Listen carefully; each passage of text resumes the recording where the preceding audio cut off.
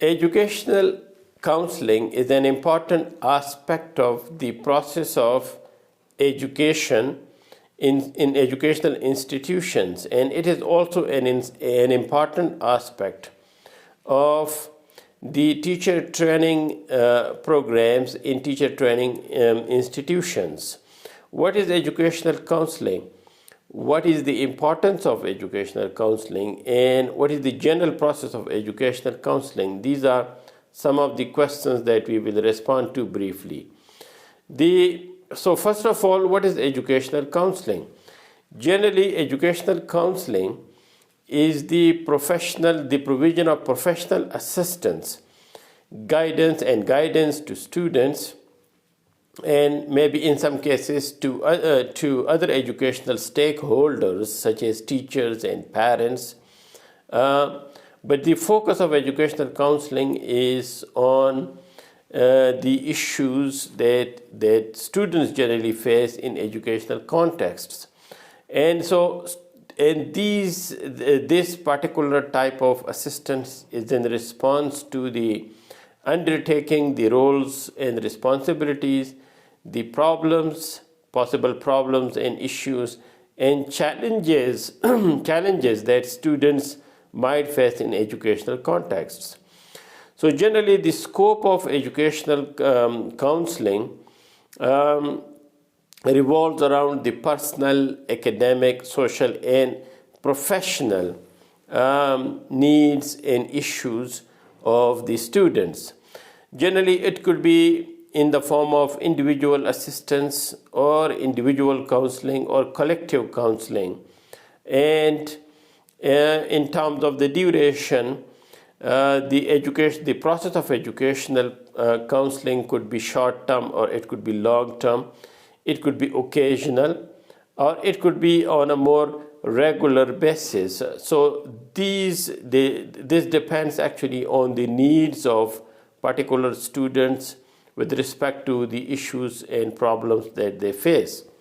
Now, the why of it. Why is it important that we should have educational counseling as part of the process of education in educational institutions?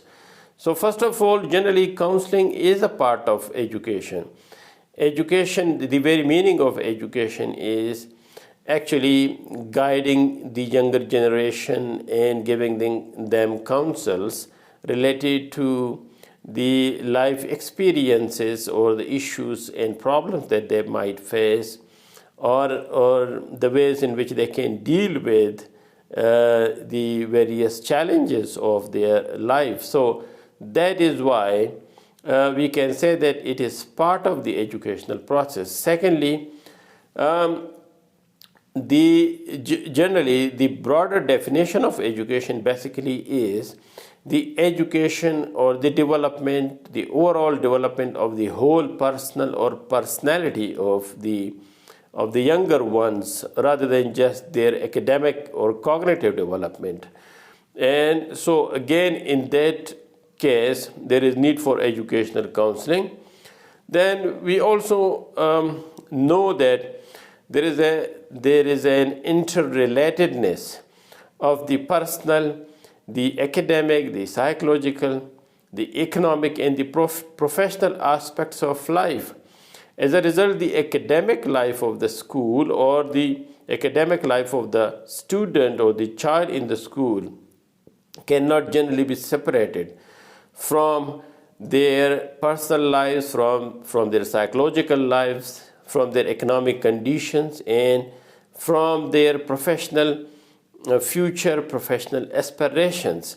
So in order to be able to understand the child as a whole, the student as a whole, and in order to guide them towards a successful future, there is need for an understanding of the interrelatedness of all these various aspects of the life of a student. And so here comes the role of the educational counseling, which is actually not just counseling about the academic problems that they face, but also counseling related to the other aspects of their lives.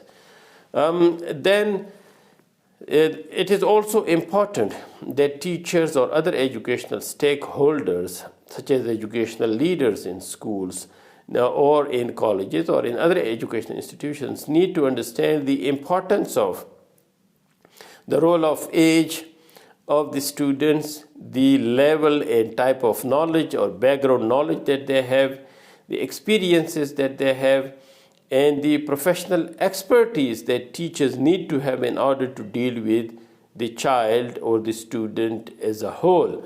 And so again, this is something that is very important, and these are the types of knowledge that actually comes through the science of educational counseling. And so this science helps the teachers in becoming more effective teachers and more effective educational leaders. Now, the how of it, or what is the general process of educational counseling? So educational counseling could be in the form of individual guidance or individual counseling to students, or it could be in the form of group counseling, such as counseling sessions in a class, for example, or a smaller or larger groups of students. Then secondly, the counseling process could be initiated by the student in the response to some of their personal issues or some of their academic issues or maybe other issues. It could be in response to the initiative taken by the teachers, or it could be the school administrators or parents' initiative. So the beginning of the process of counseling, or the beginning of identifying the need for counseling, could come out of either the student or the teacher or the administrator, school administrators, or maybe the parents. Then generally we also need to understand how can actually we collect data in order to make informed decisions when we are giving guidance to the students. And so some of the ways in which data related to the needs, in order to identify the needs of the guidance needs of the students, might be collected through observations. So maybe the teachers observe students' behavior in and outside the classrooms, and so they can be in a position to understand the causes of the issues that students face. There could be interviews with the particular students who are in need of the guidance and counseling. Questionnaires could be used, checklists could be used, rating scales could be used. So many of these research tools that could be used for data that is useful in terms of understanding the individual or group situations of students. And so in order to scientifically analyze that data and then to come up with a response to or advice or guidance related to particular issues or particular situations revolving around particular individual or groups of students.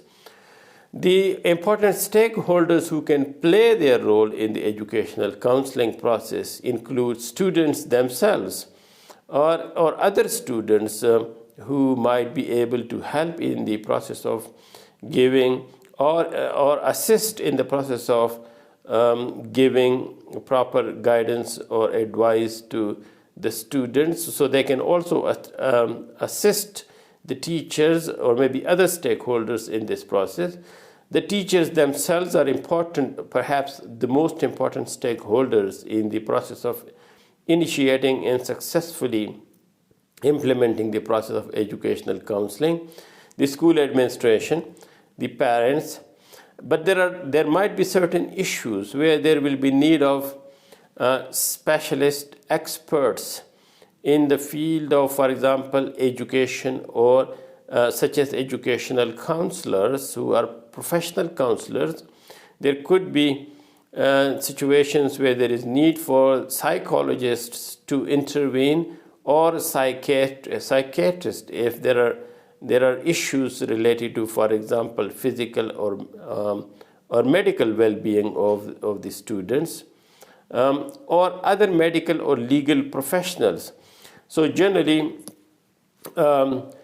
there could be people such as the teachers and parents and students and educational stakeholders or leaders such as school principals who can deal with certain issues, but there could be other issues where very specialized care is needed, and so specialists might be involved in the process of educational guidance and counseling, and these specialists might include psychologists, psychiatrists, and educational counselors, and also professionals from the field of medical sciences and legal professionals. Overall, what we can summarize is that educational guidance and counseling is very important. In many cases, the absence of proper educational counseling might lead to the ultimate failure of the students, in many cases to drop out, and in some cases to severe consequences such as extreme form of bullying. In some cases might result in very dangerous situations and outcomes for the students and for the educational stakeholders as a whole.